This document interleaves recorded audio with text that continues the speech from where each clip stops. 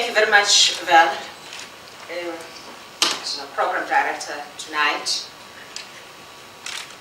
Ladies and gentlemen, I would like to start by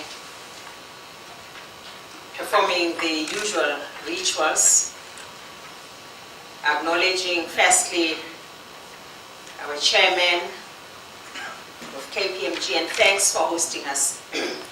This wonderful venue. Indeed, it is quite beautiful, you know. I wish I was a professional in that I would say yes, compliant in all respects.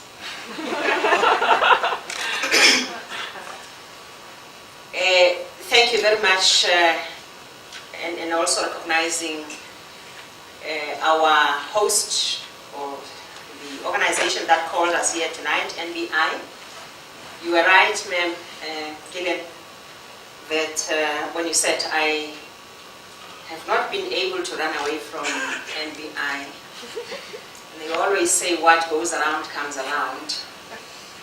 We have been able to work together past, I think, wherever I've been. I don't know who follows who. I suspect you follow me. The leadership, all executives from various companies and senior managers, my colleagues from the department who are here tonight, thank you very much for this invitation. This is indeed a very informative session, very great session for all of us, I guess. I just want to also say that although I'm not quite a professional in environment, I am not quite new in environmental matters. I've been in my life a member of Executive Council in the Northwest Province for something like 4 or 5 years in environmental matters. That was then when we wrote the very first set of policies in the country and laws.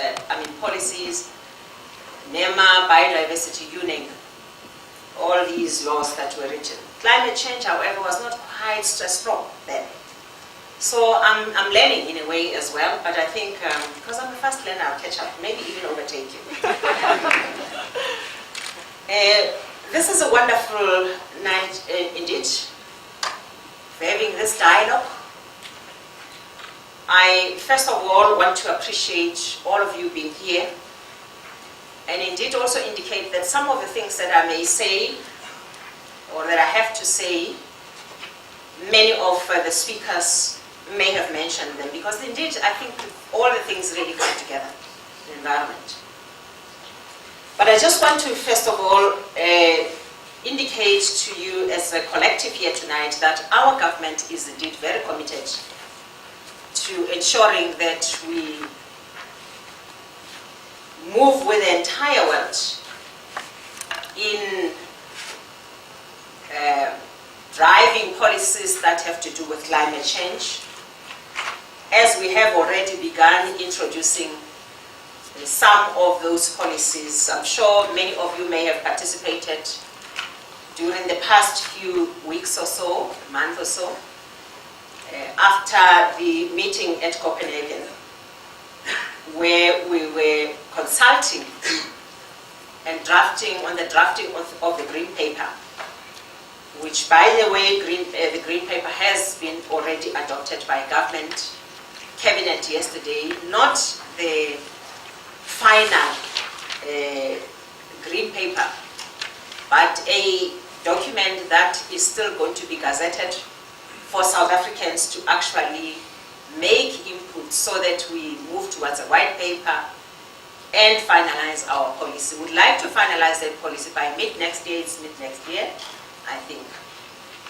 Mid-next year, so that we can say as a country all the things that you've been referring to, including the incentives and punitive measures, will also be spelled out and will also be contained in that policy. So it's not as if we are watching the space and letting things happen in the country. We have begun acting already on some of the issues that we needed to do. You will also be glad to know that recognizing the kinds of challenges that I'll talk about, also reiterating some of the things that we have mentioned already.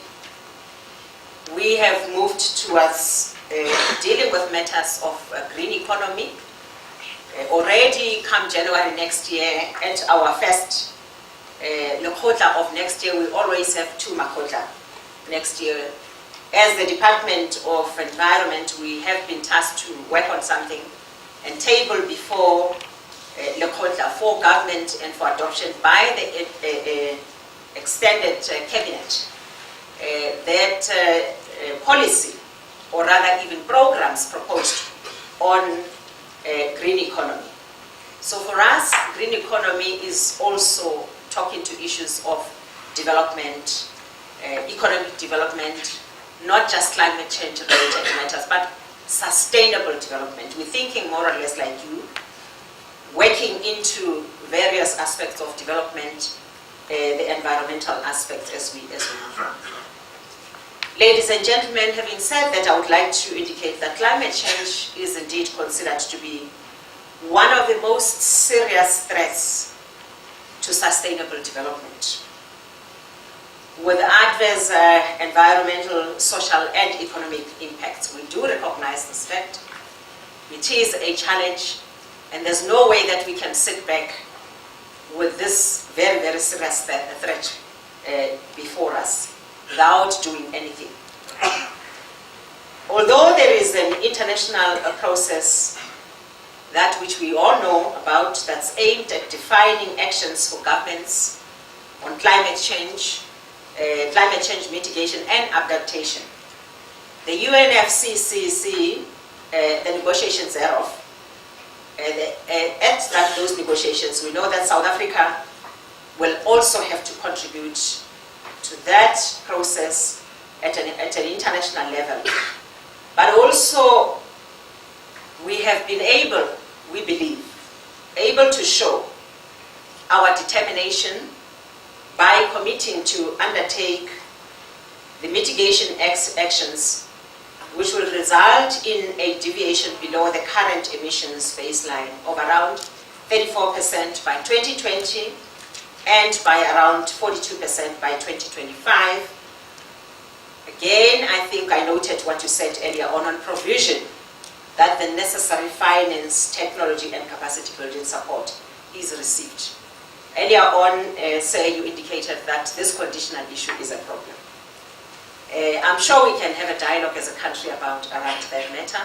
We'll be able to find that. We believe that this commitment is indeed a serious commitment. South Africa is vulnerable to many of the future climate impacts. And these impacts will most likely be catastrophic if climate change is not checked, but also drastically reduced. And South Africa, ladies and gentlemen, like many other developing countries, is under threat in terms of climate change impacts. And at the same time, our country is also contributing to the greenhouse gas emissions at a rate that is greater than all other countries in our region in particular. Our country is ranked number 12 as highest global emitter of greenhouse gases. And our energy sector contributed 79% of the country's total emission, total greenhouse gas emissions.